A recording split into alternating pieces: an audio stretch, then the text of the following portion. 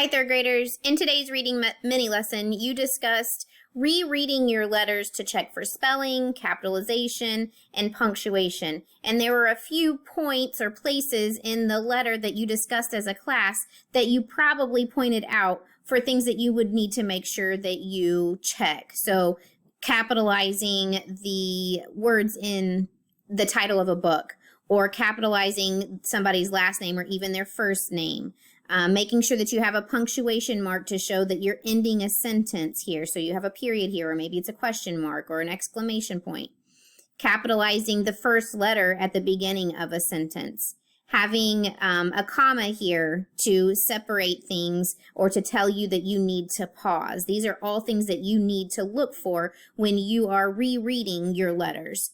So during your independent reading time today, I want you to read back through one of your most recent letters that you have written and check it for capitalization, punctuation, and spelling errors as well. If you find anything that you've messed up on, go ahead and fix those, make your corrections in your letter, and then be ready to share what you fixed when you come back together as a class.